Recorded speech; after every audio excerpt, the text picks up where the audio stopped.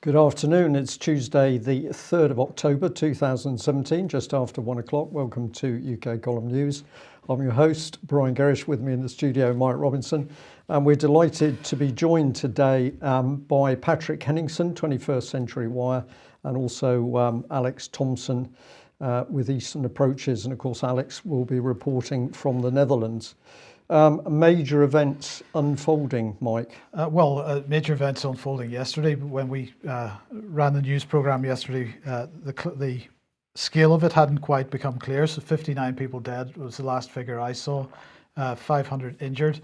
And many people now beginning to ask who was the person who is alleged to have carried out this shooting in Las Vegas. Apparently not an avid gun guy, is what his brother is saying. But Patrick, if I can bring you in first, what do we know about this guy? Is there any reasonable information, or is it just utter chaos in terms of what is known at this point? Well, we do know a fair bit about the alleged gunman. I'm going to say alleged because so often in these cases, in these news stories, the media has already made the determination of exactly what happened and who's guilty and who did what in advance of any police investigation or any forensic analysis. And more often than not, we see afterwards, weeks or months down the road, there are really important parts of the story that actually didn't happen the way the media said at the time. So hence, this is why we try to just pause a little bit and look at what we're study the data and so forth. So we know Stephen Paddock is a retired man, I believe based in the Las Vegas area. And there's lots of rumors floating around. He's an avid gambler and so forth. The police claim that he had 23 guns or something like this in the hotel room, and or 19 guns, and 23 others after they've raided his home as well. So that's a total of 42 firearms. So let's put that off to the side. They've also claiming, the Las Vegas Police Department, that he's in possession of weapons of mass destruction this morning. Believe it or not, I'm not kidding. I wish I was. So this is confirmed by the Sheriff's Department. Ammonium nitrate was found at his apartment, according to Sheriff Lombardo, and another tannerite, another explosive as well. So they're calling these the precursors for weapons of mass destruction, or chemical weapons is how Newsweek is spinning the story. And Oklahoma City bombings, same sort of thing there. So that's what they're ramping up this morning. They're claiming that's a fully automatic weapon that was discharged, over 1,000 rounds, killed and injured all those people which you mentioned before. And they're claiming that this was all done from a quarter of a mile, 1,700 feet at a height of 32 stories away from the targets, the people, the crowd, which is, according to some ballistic experts, very difficult thing to achieve, especially for that man at that age, being of his physical disposition, to be able to handle a fully automatic weapon like that, much less determine where he actually got such a weapon, because as you know, in America, you can't just go and buy fully autos, M4s or AK-47s, military, U.S. standard military grade weaponry. It's not available to the public. So this is the story that's kind of, he's a lone gunman, no other shooters, even though there are reports of second shooters by eyewitnesses at the time on streaming fluid news coverage. The official story now is that he's a lone gunman and that he shot everybody from the 32nd floor at a quarter of a mile roughly at night with a fully automatic weapon, and had all of these weapons that he somehow lugged up to the hotel room, and they're all lined up so he wouldn't have to actually reload mag clips. He was actually, I guess we're told, bringing whole new weapons that were previously loaded as well. It just seems completely unbelievable. But yet, this is the official story. So, Patrick, before we come on to the issue of gun control itself, what are your thoughts on how the mainstream? I mean, you've touched on it a little bit there, but what are your thoughts on how the mainstream media has covered this? And actually, what are your thoughts on how alternative media has been covering this so far? Well, on the mainstream media, we actually had, I believe she was a CBS legal executive, Miss Gefton Gold, was fired because she sort of blamed it on Trump supporters, ostensibly, and said how they sort of deserved it in a way. These rednecks, and they didn't say anything when Sandy Hook happened, and this is their just desserts. She was fired. So there's a lot of this going on. If you look at Richard Dawkins, the author, the atheist activist, if you look at his Twitter feed, it's basically, his supporters are saying, "Oh, where's your God now? Where's your God now? God didn't come to help you, did he?" Almost mocking the dead. If the people have died. So the mainstream media generally is just running with the normal script. Mainstream culture in America is kind of twisting this to be kind of against Trump. In other words, Trump has to do something about gun control. This is the theme that's now come in to mainstream coverage. Alternative media coverage, there is full of disinformation from all over the place. There are people putting stuff up on Facebook. There's people dropping in rumors of things that may or may not have happened to sort of cloud and confuse the narrative a little bit, which is unfortunate, but there's some people that are just desperate, I think, for clicks and to make a name for themselves from this story. So there's a lot of bad information going out, poor reporting. There's people stealing videos from other people and uploading it to their Facebook account. And so it's hard to trace the roots of the original videos. One of them is quite compelling. It's about gunshots being fired from the 4th floor, not the 32nd floor of the Mandalay Bay Casino, but the fact that it's been uploaded by a non-credible source on Facebook means that it might, damage the credibility of that video and make it difficult for people to find the original video. This is the problem here. So zero context from a lot of the so-called alternative media coverage, a lot of crazy theorizing, and no forensic analysis. We tend to wait at our 21st Century Wire. We wait. We try to gather the information, analyze it, take a little more time. And so we might put our report out in a few days, maybe in a week. But what we do put out will be comprehensive and will be sort of fact-based and as much forensic data as possible. Yeah. So, yeah. Yeah. Okay. So what about I see the Democratic Party getting on board the gun control agenda. Are people going to get past the hysteria of this event, as terrible as it is, and have a rational conversation about this, or is this going to be ramped up by certain elements over the next couple of weeks? But usually it's a normal routine in the U.S. In the aftermath of any of these events. The gun control issue becomes on the table again, and then it sort of raises that up, and then gun sales go absolutely through the roof. So the gun manufacturers always benefit very well from these mass shootings, and they did better than ever under President Obama, because with the fear of firearms control, you can see a spike in gun sales. So what Fox News was pushing, Shepard Smith, who's one of their anchors, and he would put in leading questions to witnesses or survivors. He would say, "Do you think is it really safe to congregate in crowded spaces now after what you've seen, what you've experienced, the horror, blah blah blah? And are there going to be behavioral changes? Do you think? Should there be behavioral changes? Will this change your behavior in public spaces?" So this is the social engineering which has been put out immediately by Fox News. And I didn't watch CNN, but I could probably guess it's 10 times worse. And so what they're doing is saying we need to ramp up security. We need to ramp up police state measures. We live in a dangerous world. It's not safe.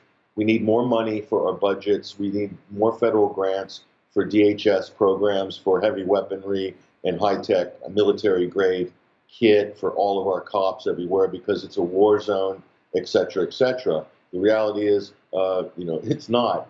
If you drive around and you go around the United States, for the size of the country. It's not a war zone, but this was a very dramatic, theatrical, you could say, very staged event in many ways. The way it was set up as a media event, it's incredible. So the end result is very predictable. So yeah, that's what I think. Well, look, we'll just mention Adam Gary's article on the Duran here, because this is an interesting point. Just briefly, Patrick, the mass shooting problem is the headline. Like organized terrorism is a drug problem, and he's really highlighting the number of people that have been involved as mass shooters in the past who have been on some form of antidepressant drugs. Now, obviously, it's difficult in these situations to make any correlation between the use of the drug, any direct correlation between the use of drugs and the events, but it does seem like a bit of a coincidence. Yes, that's a really important thread, which runs between a number of these so-called mass shootings in the United States. And so the use of SSRIs, or serotonin uptake reinhibitors, by these so-called gunmen. I mean, this story here in Las Vegas is almost a parallel of the James Holmes story, which is the Aurora, Colorado theater shooting.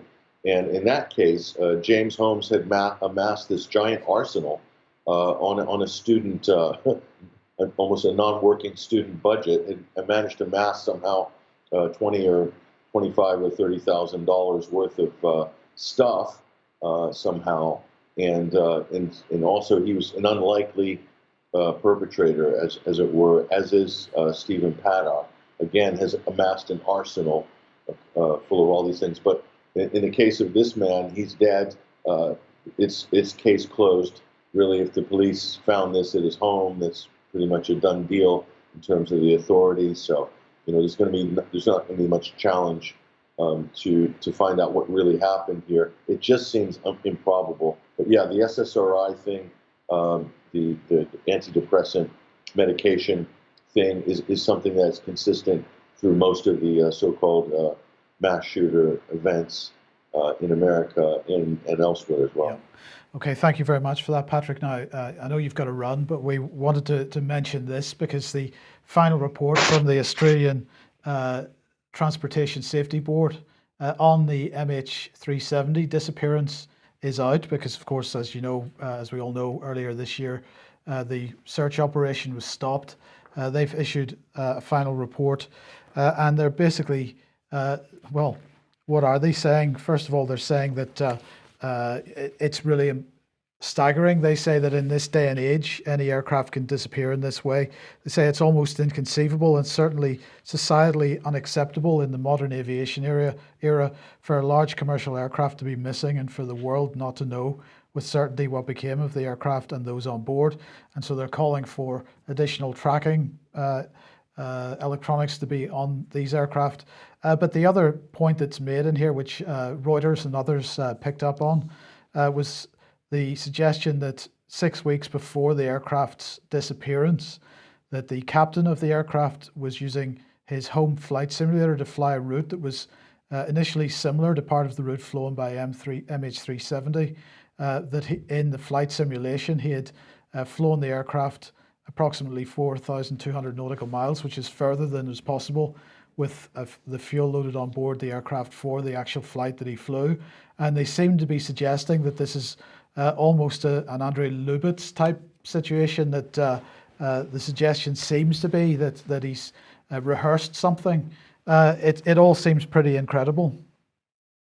It is incredible. What that report doesn't do. It's funny how in this report they're saying it's inconceivable in this day and age that a passenger jumbo jet can just disappear out of thin air, and yet, on the same hand, this report is presenting the explanation of this flight being ditched, MH370, in the southern Indian Ocean, not challenging where that theory is coming from. And it's coming from a British satellite firm called Inmarsat. And Inmarsat has 30 satellites in its array in orbit. They're a telecommunications company. They deal with high-level communications, also military level networks as well. And so they also they overlap with Raytheon up in orbit with the satellite systems. And so Inmarsat provided, I think 10 days after the event, came up and said, oh, we've got the answer, we've got the answer. We have some computer model data here, which says that it's likely that this plane was ditched somewhere in the southern Indian Ocean. And no one's challenging this. We challenged it at the time, though.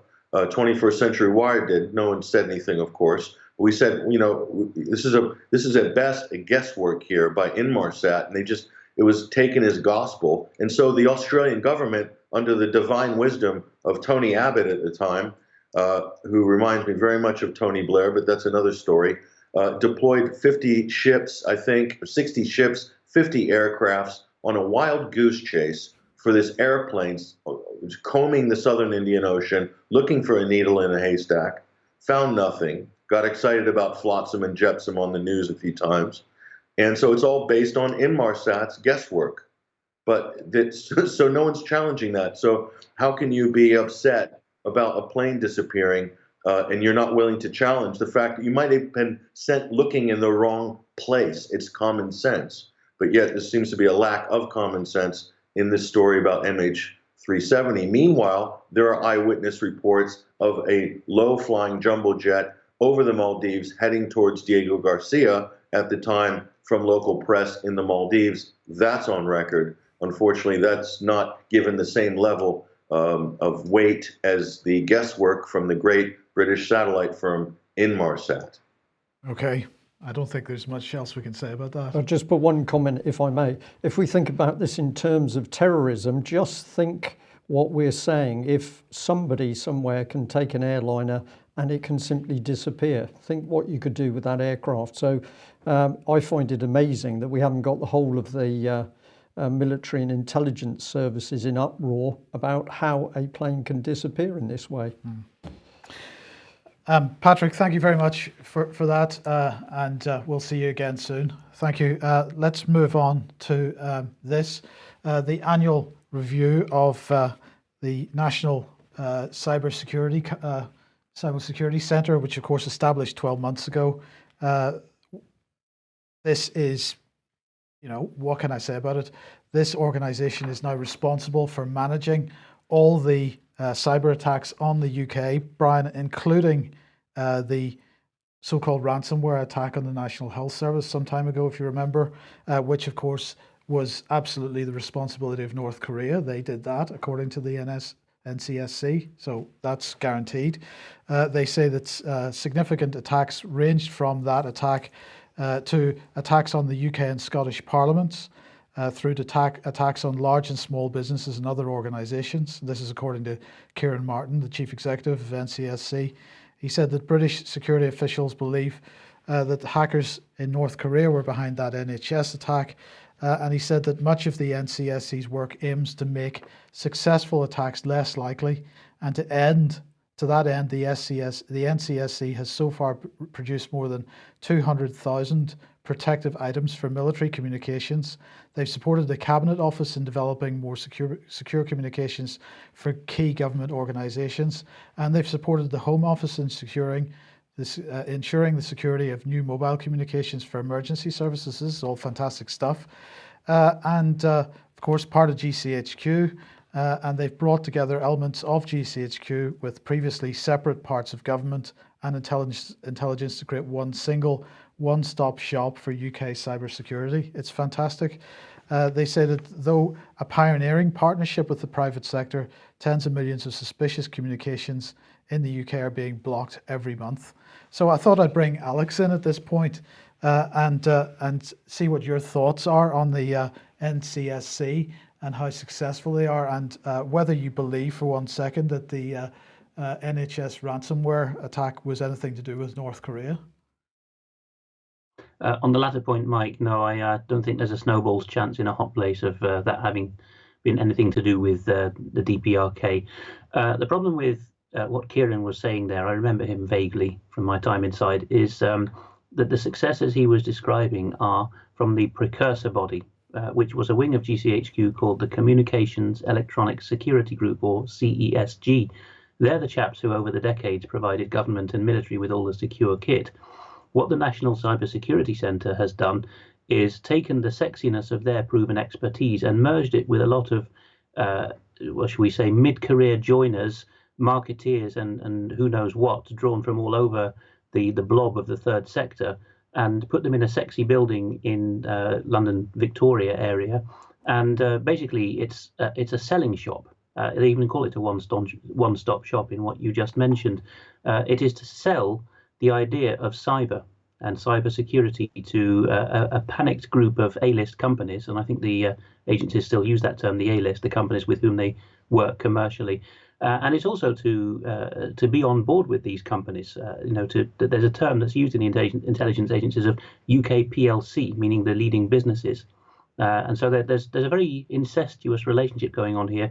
I'm not denigrating the key info security expertise of some of these chaps who've been at it a very long time, but I have to say, whenever it gets into being pressed for an intelligence assessment, it's just the same on the infosec side of the house as it is on the SIGINT side of the house, which is where you're doing the poaching rather than the gamekeeping.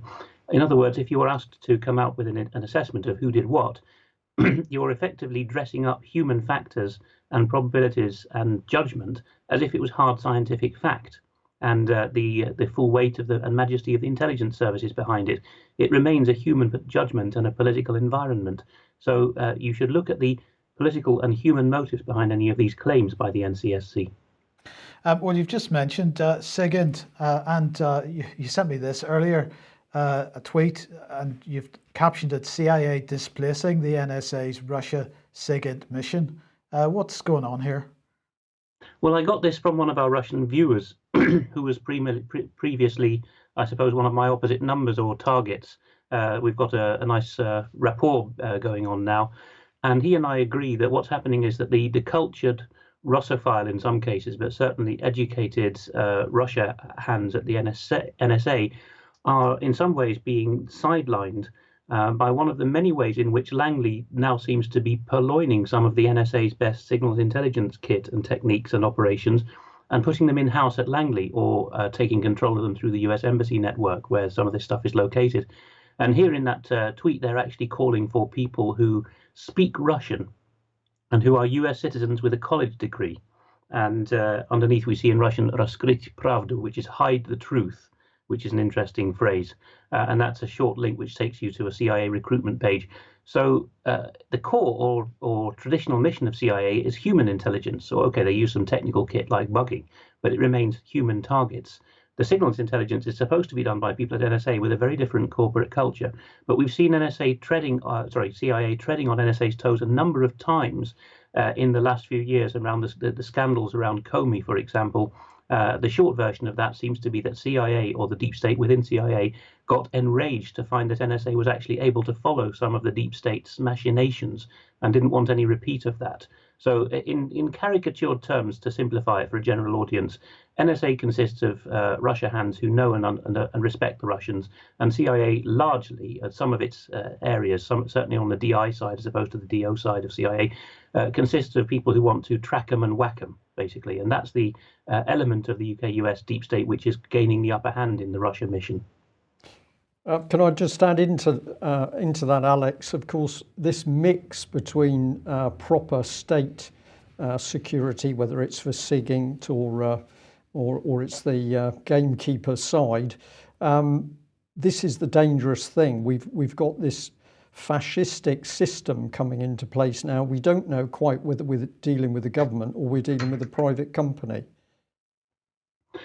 That is very much my worry about what CESG has become. They used to be just as reticent about their publicity as the linguistic and cryptanalyst sides of GCHQ were. But starting in the last decade, the noughties, there was a massive push to commercialize CESG's expertise, and that's culminated in this NCSC, which has got its own profile in London. If we're not careful, soon that building and its cachet is going to rival or outshine the donut. I don't say that with partisan interests. InfoSec is important work just as much as SIGINT is, but the two are supposed to be working together behind the scenes. You could say that GCHQ was excessively secretive back at a time when there was the strike and the avowal to Parliament by Mrs. Thatcher. But I think we've passed the sweet spot in the 90s and early noughties when GCHQ was known about by Parliament. And we're now getting to the stage where GCHQ, and certainly its InfoSec arm, is being unhealthily marketed. And as both you and I have just said, Brian, very much enmeshed with certain corporate interests. Don't like it one bit. Yeah, agree. Well, let's come in at this angle because Amber Rudd is using the I word. She says that people who repeatedly view terrorist content online could face up to 15 years behind bars. A lot of Amber Rudd, I don't remember hearing or seeing this debated in Westminster at all, Mike. So all of a sudden we've got one of these announcements. A lot of pressure on this woman at the moment. I think she's looking, I've got to say it, a little bit rough. I'm not just being unkind to her. I think this lady's under immense pressure. Have a look at her face here. But what does she say? I want to make sure those who view despicable terrorist content online, including jihadi websites, far-right propaganda and bomb-making instructions, face the full force of the law. There's currently a gap in the law around material that's viewed or streamed from the internet without being permanently downloaded. So this is pretty heavy stuff. She's decided, no debate in Westminster. How did she decide this? Let's go on. This is an increasingly common means by which material is accessed online for criminal purposes and is a particularly prevalent means of viewing extremist materials such as videos and web pages. And we've got to remember that it's the government, of course, who decides what's going to be viewed. This one you can freeze on screen because to get it all in the text, a little bit small there. But essentially, she was asked by an audience member if she understood how end-to-end encryption worked. She said, it's easy to be patronised in this business. We'll do our best to understand it. We'll take advice. Basically, she doesn't understand it. But she said, I don't need to understand how encryption works to understand how it's helping the criminals. I will engage with the security services to find the best way to combat that.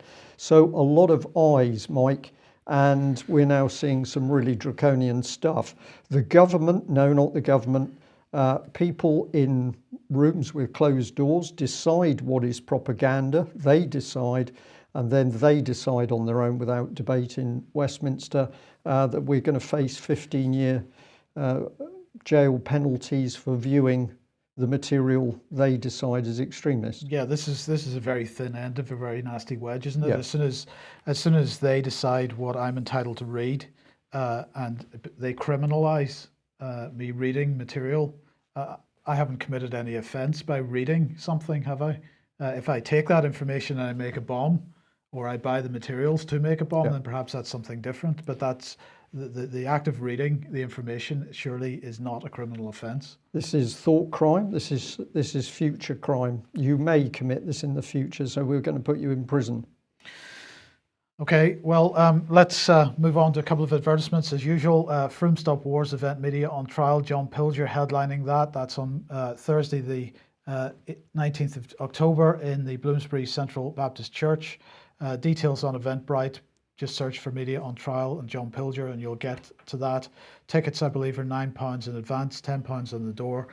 Do get along if you possibly can.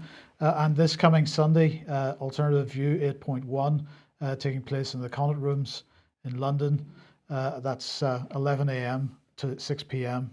Get along to that if you can as well. You're speaking at that, Patrick Henningsen speaking at that, and Ian Crane and Dr. Graham Downing. What's next? It's back to, back to Alex and military unification. Yes, Alex, Macron sets out EU military union in terms. Yes, Mike, the text is a bit small, so perhaps you might want to read my translation of those 4 tweets, which came in just under a week ago, in which Emmanuel Macron, and this has since been welcomed by Juncker, was saying what the French government wants to see in the European Union's military. So the first one says Europe must be equipped with a shared unified intervention force, a shared unified military budget, and a shared unified military doctrine. The second one says, I propose that our EU partners, that we enroll in our national military recruits from any European countries which offer, and it must say something else. I wish to see the creation of a European Intelligence Academy to boost the ties between our countries by means of training initiatives. And finally, we also need to set up a European court against organised crime and terrorism. So the whole caboodle is there: the single military union, the tax, the budgeting that David Ellis has been talking about, and the European FBI. And now there was some debate here including by one of the FCO's directors. I exchanged something with him on Twitter, in which he was at least pretending not to know what Macron meant, because the French adjective commun means either shared or unified. There are more explicit words, for example, unique, marché unique, for example, the single market, money unique, the single currency. That would be explicit. And communautaire would also mean belonging to the European Union. That would also be too explicit. So he's used this commun, shared, and the FCO director in question was saying now, is he proposing something on top of what we already have, like an extra tier of European Union military bells and whistles, or is he expecting to replace the existing national militaries? So that was, of course, a bit of dissimulation. So I put him right on that by pointing out that Jacques Delors had said that we needed a défense commune, shared or united military, back in 1984. You can read about that in David Ellis's articles on ukcolumns.org/defence. So a lot of dissimulation going on here, but Macron has said in terms, and this is a massive change of tone from previous French presidents who've been sort of caught between French souverainisme and the European Union project. Macron's view is, well, hey, let's go for it. We can harness the Franco-German access and be the European Union military. Of course, he's unlike previous French presidents. He's come straight out of the Anglo-American Swiss blob, the financial blob. So he actually wants to marry the prestige and gloire de la France with the Anglo money, which is an extremely dangerous setup, because he's going to be selling to the French as French prestige, something which actually is an Anglo plan. And more coming out on mergers in the military-industrial complex, as it were. This is Les Echos, and they're basically pointing out the Alstom-Siemens merger. So this, what's this? Alstom's a French company, was it? And yes, Siemens obviously German. People will know Alstom as GEC Alstom, for example, and they're involved in various electronic and high-tech manufacturing, including railway. Siemens, of course, have a finger in every pie, and they like to sell high-tech equipment to Europe, like high-spec healthcare stuff, all kinds of radio equipment, but they also sell to dictatorships around the world. What's going on here is Siemens represents German old money, basically, and there's intermittently through the 20th century, German old money, the industrial class, popped its head above the parapet at times when Germany was going too pro-Western or indeed too pro-Russian, and said, hang on, we could actually do with cooperating with the Chinese, and we would have world hegemony then. And it's the part of this agenda we've covered many times before of Eurasia taking its destiny in its own hands and throwing off the Anglo-Saxon maritime trading stranglehold off it. At this time, the French, Germans and Benelux do seem to have gone all together into this plot because they realize that the Anglo model is bankrupt and has nothing more to offer them. The Chinese already own the port of Rotterdam, for example. So German, Dutch, French state level people and the industrialists, crucially, behind them are saying, well, we may as well join in the Chinese One Belt, One Road project. I think they're preparing quite heavily for that. And part of this is that Siemens would divest itself of its rail operations and hand that to the French, so that what French politicians are talking about now, a Peking, Moscow, Paris axis, would actually exist, including in railway terms. So we would lose our cooperation with the most important parts of the continent. They would no longer look to us for finance from the city. But it's not so rosy in Holland. No, this is the Defence Minister, Hennis Plasschaert, who is on her way out. The Telegraph has a video on the right-hand side there. That's a popular paper. On the left, I've just chosen the Dutchman's tweet, because they like to use English phrases, so it's interesting for our viewers to see this. And he's saying in Dutch here that she doesn't have the foggiest idea about defence. But this is because the inquest is out this week into a fatal accident which claimed the lives of 2 Dutch servicemen on training exercises in Mali last summer. They used a type of munition which has now been revealed the Dutch MOD knew would blow up in hot weather. Well, Mali, pretty hot.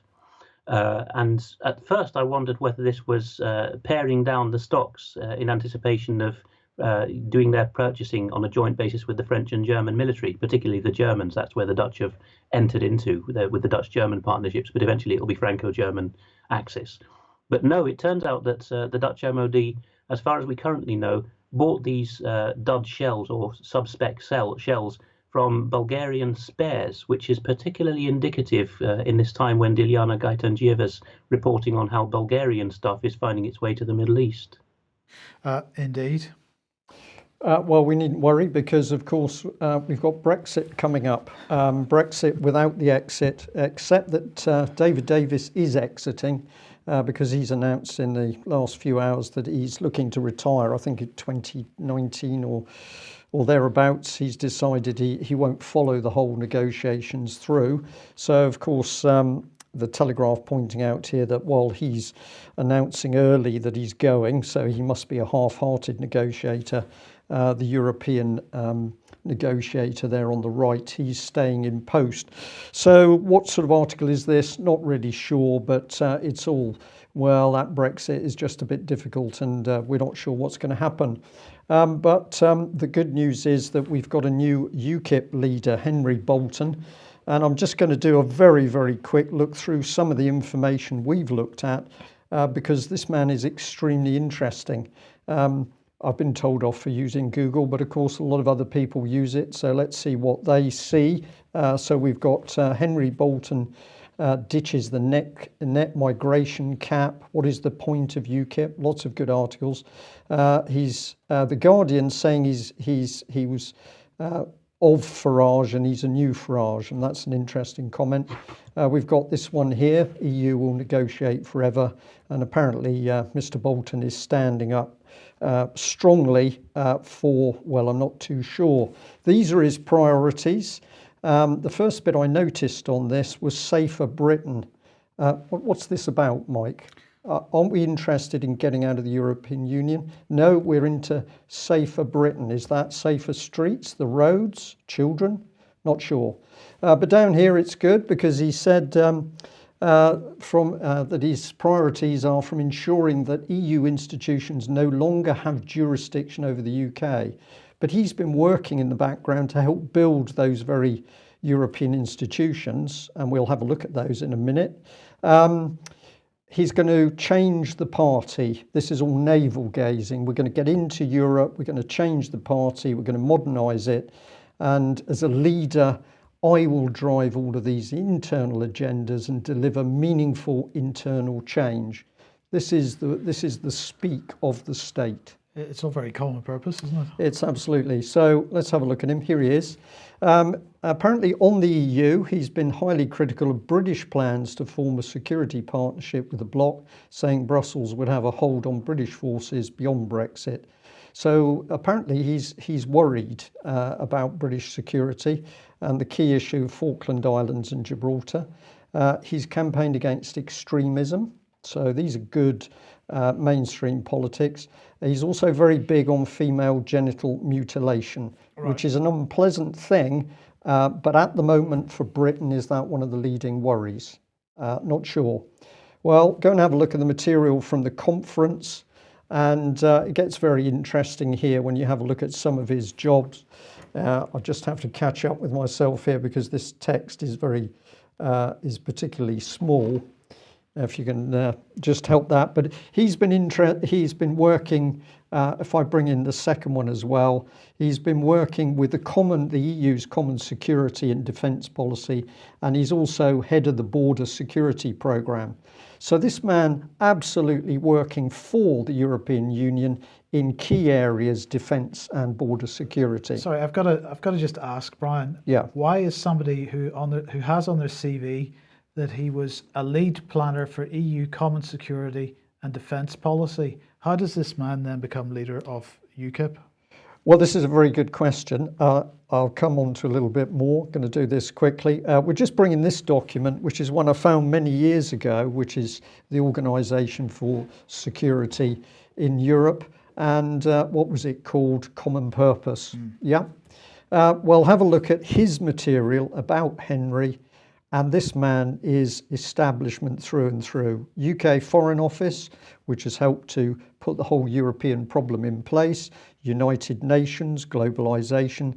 OSCE, there we are, the Organisation for Security and Cooperation in Europe. And at the end, he's also been a diplomat and advisor for the European Union. Just the man to lead UKIP, I think. Perfect. And of course, he's been rewarded with a gong, an OBE. Apparently, this is what Anne said to him, that the rules-based international order were delighted with his efforts. And Who's the man who's put this man in power? It's Nigel Farage. And I say that Nigel Farage is still in control of the party and he's in control of Bolton, and 17 million people have been deceived. I'm just going to end on this for this section. Who will command the unified EU military force? As former lead planner for the EU Common Security and Defence Policy, I'm pretty sure Mr. Bolton might know. Yes. Alex, have you any thoughts on that? Just regarding that Common Security and Defence Policy, the CSDP, Denmark has a formal opt-out and has done since the Edinburgh Agreement of 1992, so it's better off than we are. But there was a time when some of the CSDP strands were also opted out of by Britain. It was, of course, Theresa May as Home Secretary who opted us back in again, like the Grand Old Duke of York. But at the time, we have to investigate further what the time frame was. But perhaps, given the relative order of that in his CV compared with the other things, that he was working on the CSDP at a time when Britain was not a core participant in it. Okay. I think there are lots of questions to be asked and answered around this man. I don't get a comfortable feeling, particularly when I see him standing up on camera and saying the biggest problem is our borders. And yet, of course, the European Union threw our borders open in the first place. And it would appear that since he's been working with them for 10 years, 1997, Henry Bolton's been working with the EU, he must be part of the problem. I'll wait and see what the response is. Any thoughts? I think yes, it's. I don't know what to make of this, really. I mean, Henry Bolton was tipped by a couple of people early on in the campaign, wasn't he, as someone worth watching? But he seems to have become a bit of a cipher later on in the campaign, almost as if one thought he was a stalking horse for another candidate, except it was the other candidates that dropped out or got fewer votes than him. I think Anne-Marie Waters, not that I'm a core supporter of all her sayings, might have more about him that she'll be able to trot out once she's safely ensconced in a new party or movement, which seems to be what she's planning to do. But I wouldn't hold out any hopes about him. Well, my take on this man is this man has been specifically brought in because the state, the establishment, desperately worried about what UKIP could do. His job will be to introvert the party. It's going to focus on immigration. It's not going to talk about EU military unification. He's not going to be talking about treason or what's happening in our courts, for example. This man is going to follow Farage and take UKIP precisely nowhere. That's my prediction. Done. Yep. So I think we'll just bring this one in. Speaking of the courts, thank you very much to those who did attend the Bournemouth court support Liz Watson yesterday. What took place? Well, absolutely fascinating. There was a hearing in the judge's chambers. One member of the public, an Iranian lady, did manage to get in, but was told to leave. She was told to leave because she asked the judge whether this was a public court or whether his chamber was actually a place of business. The judge didn't like that, so no members of the public got in. The public supporters who were still in the court building were told they must go to a separate room on their own, which they didn't like much, so the police were called. One man was arrested on a completely cooked up charge of breach of the peace, taken to a police station but released later. Public were told they couldn't release any details on him because of data protection. Liz Watson was not allowed to enter the Star Chamber, especially as the barrister for the other side had had a 30-minute private audience with the judge before the start of the so-called trial. And Liz Watson was made bankrupt in the secret hearing which took place in Judge Dickinson's Star Chamber. So that's the state of the law in Britain today, Mike. Yes, well, it must get better, Brian. It must get better because, of course, there's a massive reform process going on within the judicial system at the moment, being driven by David Lidington, who's the Lord Chancellor. And apparently we live with a legal system. It's a system that forms laws from the lives of men and women rather than directing them to live under forms of law. In our ancient, established and unbroken democracy, the law, our law, is truly among the nation's most treasured assets, which is why he is systematically breaking it down and destroying it. Yeah. That, because what he says there is absolutely right. He's hit it on the head. Now, he was saying that at the swearing in of the new Lord Chief Justice, who is Sir Ian Burnett. Well, I was going to show a video clip, but I don't have time to do that now. But Ian Burnett, absolutely, in his acceptance speech, or his comments just prior to being sworn in, was commenting on how uncorruptible the judicial system is in the UK at the moment. Astonishing. So it is astonishing. Now, this man is the youngest Lord Chief Justice that we've had for 50 years or so, and the second youngest ever. So we wait and see what he does, but he is absolutely determined to drive through this reform process, particularly the digitization of the legal system. So that's fantastic. But Alex, in the meantime, just to finish off, this article here from Wales Online suggesting that England is turning Wales into a new penal colony, and this is because of the potential or the possibility of building this new super prison.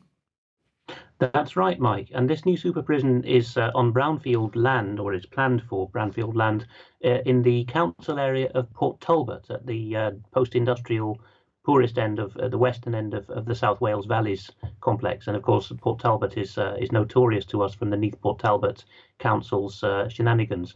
There is some crossover, unlikely as it might seem, with council corruption here, because the most fantastically corrupt councils in Wales, Anglesey being another, has seemed to have reached strategic level deals in some cases with the establishment that they will offer their resources for the establishment. Now, if you watch Ian Crane's latest, and though he doesn't have particular reference to Wales, but I've been in touch with him since then about Wales, one of the core assets that these stripped out poorest parts of Wales offer is the below ground system of mines which are suitable to receive nuclear waste. And above ground, they offer, just like West Virginia, which also has the mines, actually, it's exactly the same model. Above ground, they've got these impoverished people who apparently will gratefully take any work going, including being prison warders for the, well, as we say, the increasing underclass and victim class of our state. So I think our Welsh viewers need to ask some very penetrating questions, and particularly look for stitch-up routes running between their local councils and the boards of companies active in those parts of Wales. Yeah. Okay, thank you very much for that, Alex. I'm just going to say to our viewers and listeners, we're talking the subject of law. We think what we're watching is a dictatorship installing itself in the United Kingdom extremely quickly, a fascistic state. What can we do about this? Talk, spread the word, talk to people about what's happening. And of course, the foundation stone to stopping what's happening is we need to reinstate our proper system of law in this country, which is common law. And of course, that means trial by juries. So if you don't know much about the subject, you can have a look at what the British Constitution Group is doing. But are we able to tackle what's happening? Yes. What do we need? We need common law courts to come back in to tackle the state criminality and, of course, the treason.